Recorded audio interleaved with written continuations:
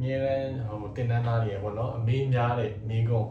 ရှိပါတယ်ဘိုးငင်းအောင်ဘယ်လိုထိန်းမလဲပေါ့နော်ဘိုးကဒီလိုမျိုးခုံပြီးထွက်သွားတာတို့နောက်ပြီးတော့ဒီလိုအတန်အပ်သွားတာတို့နော်ဒီလိုမျိုးဖြစ်တဲ့ဟာအမြဲတမ်းဒါစပြီးတော့တီးတဲ့သူတွေမှာဖြစ်တဲ့ပြဿနာတွေပေါ့နော်အဲ့ဒါအမြဲတမ်းပြီးတဲ့မိကုန်းတစ်ခုပေါ့အဲ့ဒါလေးကိုကျွန်တော်တုံးတဲ့နီးလေးကိုမျှဝေပေးချင်ပါတယ်နော်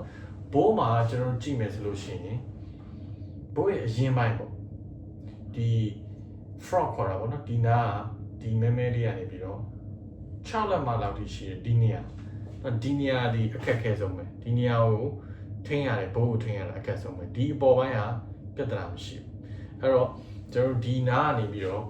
ဆိုပါတော့ဒီအပေါ်ပိုင်းကိုကျွန်တော်တီးမယ်ဆိုလို့ရှိရင်ဒါစပြီးတော့တီးရသူပဲပြီးတယ်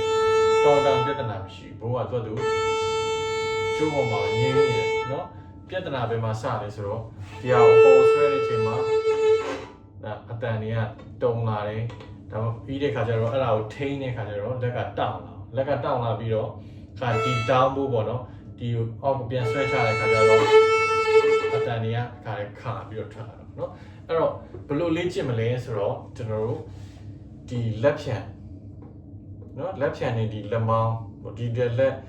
ဒီတောင်စစ်ပေါ့နော်တောင်နဲ့လက်ဖြံအရင်ရေးကြည့်ပါတယ်အဲ့တော့ဒီအောက်နားကိုကျွန်တော်ရောက်လာတဲ့အခါမှာဒီနေရာမှာကျွန်တော်စီးစော်လို့ပေါ့နော်စီးစော်လို့သဘောမျိုးလေးဒီမှာကျွန်တော်ခုလက်ကိုတင်ထားတယ်ဒီမှာဒီလိုမျိုးနော်ဒီလှုပ်ရှားမှုလေးလိုအပ်တယ်ဒီဟာလေးကခုနဒီဘိုးရဲ့6လက်မလောက်ရှိတယ်ဒီနေရာအောက်ပိုင်းလေးပေါ့နော်အဲ့ဒီနေရာလေးကိုထိန်းချမှုတော့ဒီလှုပ်ရှားမှုလေးကအမြဲတမ်းအရေးကြီးတယ်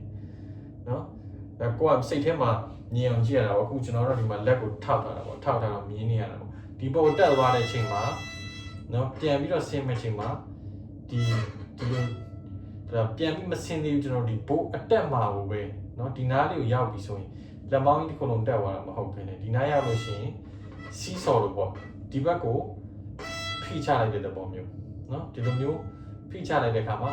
ဒီဘောတက်သွားတယ်နော်ဒီဘောတက်သွားတဲ့သဘောမျိုးပြီးရင်ပြန်ဆင်းတဲ့အခါမှာဒီကောင်ကပေါ်ပြန်တက်တဲ့အခါမှာဒီလက်ဖက်ကပေါ့တတောင်ကအပေါ်ပြန်တက်တဲ့အခါမှာဒီနာဆုံနေလို့ပဲတတောင်ကအပေါ်ပြန်တက်တဲ့အခါမှာဒီဘိုးကဆင်းမယ်ပေါ့နော်အခုကျွန်တော်တို့ဒါမြင်တာကိုလက်ကိုခံပြီးပြတော့ဒါတောင်းတောင်းဖြစ်နေတာပေါ့နော်တကယ်တီးရင်တော့လို့တော့မဟုတ်ဒါပေမဲ့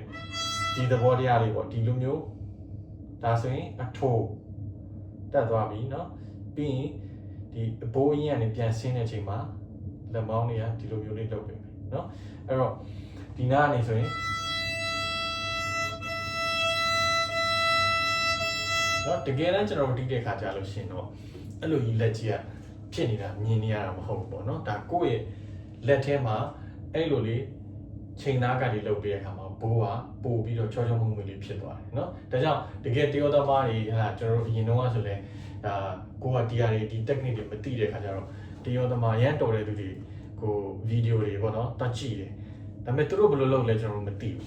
ဘူးဆိုတော့သူတို့ကဒါမမြင်အောင်လေသူတို့ရဲ့အထဲထဲမှာဒီလက်ထဲမှာဒီဟာဝက်လှုပ်ရှားတော့ဒီဟာနော်ဒီလက်မောင်းကဒီလိုဇုံတက်ဇုံဆင်းမဟုတ်ဘူးเนาะဒီလိုမျိုးတက်သွားတဲ့အချိန်မှာဒီလက်မောင်းကဒီလိုမျိုးလေးအောက်ကိုဆင်းပြီးတယ်နည်းနည်းပြန်တက်ပြီးမယ်ပြီးရင်တခါလေးဆင်းမယ်เนาะဒီပေါ်တက်မယ်လက်မောင်းကဒီမှာစီးစော်လိုမျိုးเนาะဒီလိုမျိုးလေးတက်သွားမယ်ပြီးရင်တောင်စစ်ကပြန်တက်တာเนาะတောင်စစ်ကပြန်တက်တယ်ဘိုးကဆင်းတယ်အဲ့တော့ဒီအရင်သားမှာမှတ်လို့လွယ်အောင်ပြောမယ်ဆိုရင်ဘိုးတက်မယ်ဆိုရင်တောင်စစ်ကဆင်းမယ်ဘိုးဆင်းမယ်ဆိုရင်တောင်စစ်တက်မယ်ဆိုတော့တောင်စစ်ကဘိုးနဲ့ပြောင်းပြန်เนาะဒီနားလေးမှာပဲเนาะဒီအရင်သားကိုပြောတယ်ဒီနားလေးမှာတောင်စစ်ကဘိုးနဲ့ပြောင်းပြန်သွားတာအဲ့ဒါလေးကိုမှတ်ထားရင်ရပြီပေါ့เนาะဒီအရင်ဖြားပိုင်းကတော့ပြဿနာမရှိဘူးလက်ကိုဖြော့ချပြီးတော့ဆွဲရုံအဲ့ဒါအပေါ်မှာဆိုရင်ဘိုးတက်မယ်တောင်ဆင်းမယ်ဘိုးဆင်းမယ်တောင်တက်မယ်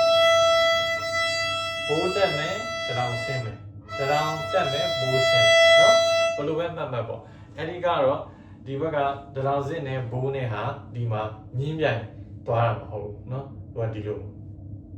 เนาะဒီလိုစီးစော်ပုံကပဲသွားတယ်ကျေးဇူးတင်ပါတယ်